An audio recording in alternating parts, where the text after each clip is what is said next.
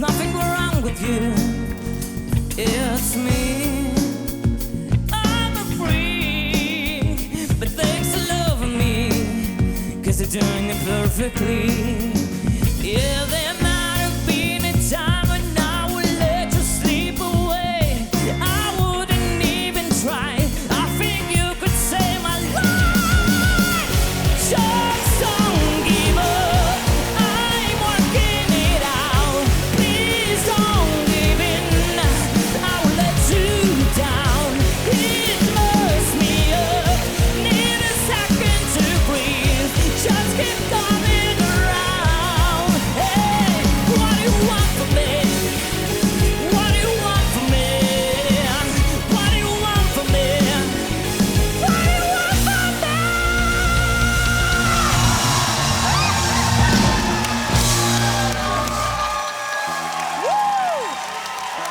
Bravo! Bravo, Daniel! Felicitări! Carlos, ce părere ai? Foarte bine, mă. Ambele piese, superb alese, foarte bine cântate. Mi-a plăcut că ai schimbat stilul. Prima ai cântat-o așa cum îți place. Prima este pregătită, cred că o cânti a doua, a treia oară în viață. Da, mă, știu, glumește.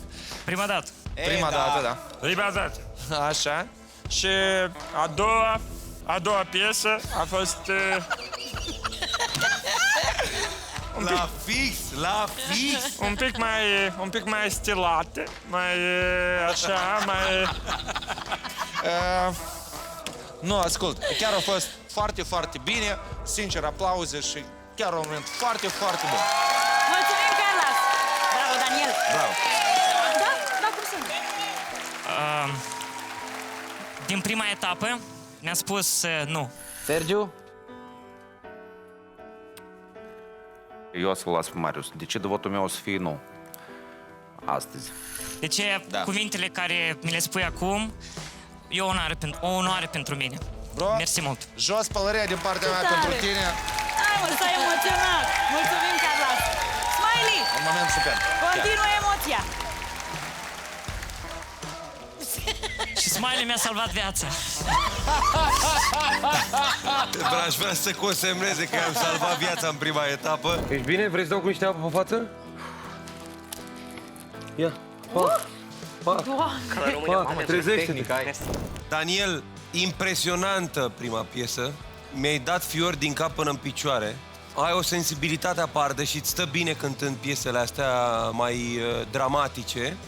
Piesa a doua, foarte diferită de prima cumva, dar apreciez faptul că ai schimbat registru. Ambele prestații au fost unele dintre cele mai bune din seara asta. Wow! Mulțumesc din suflet. Bravo, mă. Chiar bravo. Mulțumim, Smiley! Raluca! Șuveț! Ai cântat impecabil și prima piesă și a doua piesă. La prima piesă am avut toți cap-coadă, piele de găină. Aici sunt de acord, la prima sintagmă nu.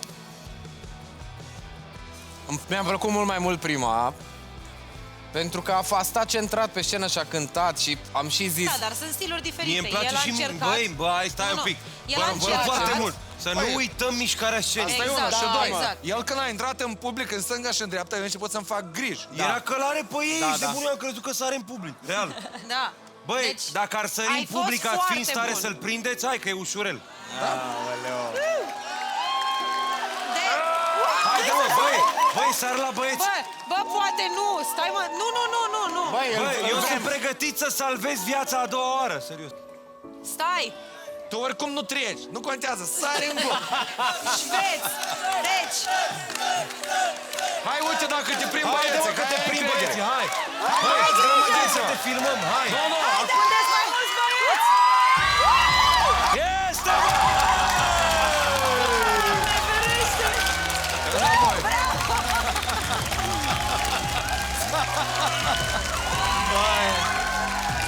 Daniel, Știi care e problema? Băi, Că mai este făcut ziua asta în care vreodată? eu salvez astăzi pe cineva. Nu mai aveam pe cine să salvez dacă nu cădeam da, de mă, trebuia. dar, Raluca, tu îți dai seama că cazurile de tipul ăsta se transformă în 99% în traumatisme cerebrale?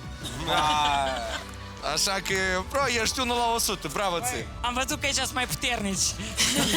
Băieți, Șveț, să-ți mai spun o dată.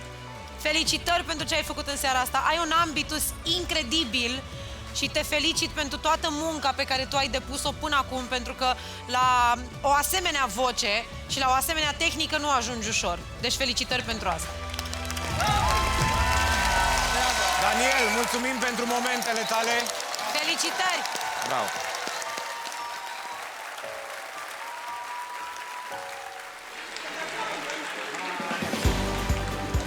A fost o seară unicală în viața mea, fiindcă în viața mea n-am sărit în public.